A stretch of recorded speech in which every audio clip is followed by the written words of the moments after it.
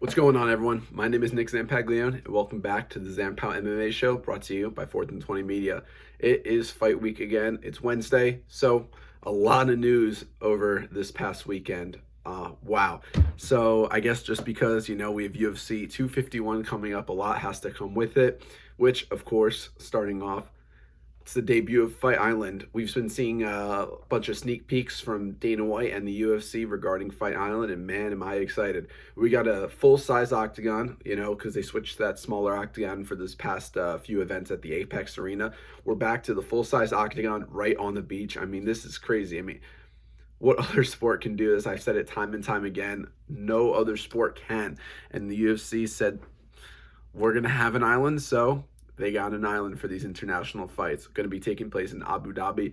Beautiful, beautiful place. I love Abu Dhabi. A lot of great fighters from the area as well. So it's a perfect location for these international fights. A lot easier also to deal with since, they own a section of Yas Island, which is where Fight Island is going to be. Of course, the island's still in like a production being built and everything, but we'll of course be ready for this event, and a monster of an event. Of course, tune in Saturday for the pre-show for UFC 251, but let's get into this news. First off, the main event fight. So originally the main event was going to be Kamaru Usman, the welterweight champion, taking on Gilbert Burns, who is the number one ranked welterweight. Great story between these two fighters. They're teammates, so they know each other's styles. And Gilbert Burns has been someone who's been climbing up these ranks, just defeating former champion Tyron Woodley in a dominant fashion.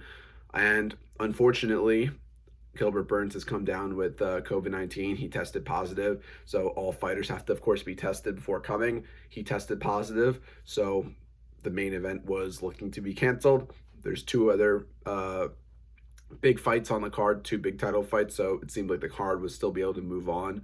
But, really sad news. And, of course, Kamaru Usman wants to defend his belt. So two fighters step up to want to fight. One being Colby Covington, who his last fight was a loss to Kamaru Usman in December, wants that rematch.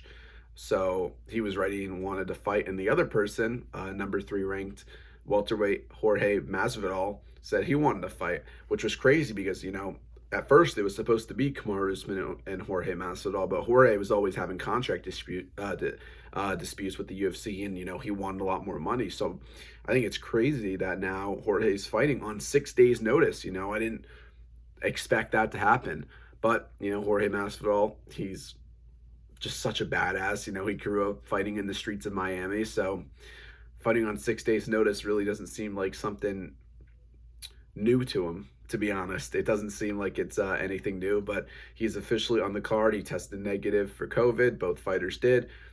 They're both now in Abu Dhabi and ready to fight.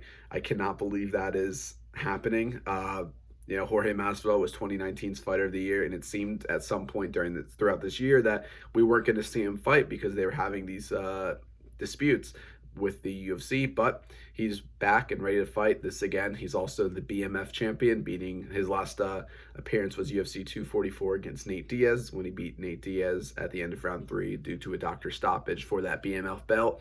I think this is great that we put Jorge Masvidal on this card. I think it did especially make the card bigger. Jorge Masvidal is way more well-known than Gilbert Burns, so I think it's definitely going to add to a lot of the UFC buys as well. So if you weren't even considering buying UFC 251, you better now, because, we have Jorge Gamebred Masvidal on. This is also a man who's, I don't want to get too much into him because I'm going to talk a lot about this during the pre-fight show this Saturday, but this is someone who is ready, who has paid their dues. He is, however many, I think over 50 professional fights, and has never fought for a UFC belt. He's I think he's just under Alistair Overeem for most fights before going for a UFC belt. So this guy definitely deserves it. Again, 2019's Fighter of the Year. No other person than Jorge Masvidal to fight for this belt. Unfortunately, the news with Gilbert Burns, it seems Gilbert Burns definitely does want to fight for this for the welterweight belt. It's very unfortunate because it kind of puts him under now. He had a lot of momentum going because he's been climbing through the ranks, just beat Tyron Woodley, the #1 ranked contender. So I hope he does definitely get his title shot soon. He deserves it. You beat a former champ. You should fight for the belt. So I think that fight will be coming up soon as well, hopefully at some point after UFC 250, 251. Looking a little bit more news, I think it's definitely crazy. The not beef, but I think the back and forth between for the featherweight belt for the champion Alexander Volkanovski with against former champion Max Holloway. This is the rematch. Max Holloway lost his belt to Alexander Volkanovski in December, so I think definitely a fight that makes sense. But again, there's a little bit of beef, I guess you could say now, back and forth. I don't want to say beef, but a little bit of back and forth between the two. I think the big thing is that Holloway didn't believe he lost that fight. He thinks he should have won it. It was definitely way closer than the judges decided. Alexander Volkanovski is, very much so respects. They both have respect for each other, but, he thinks that Holloway's now acting a little salty now. Holloway was on top of the featherweight division for years, considered, and I consider him the best featherweight of all time. So it's definitely a little weird seeing it, but I think the cool thing now is the way this fight is going to play out. I think it's going to be a lot different. Again, of course, I'm going to say this a million times, but I'm going to get more into it. But, Volkanovski wants to stop Max Holloway. He wants to finish him, which has never happened. He's never been knocked out.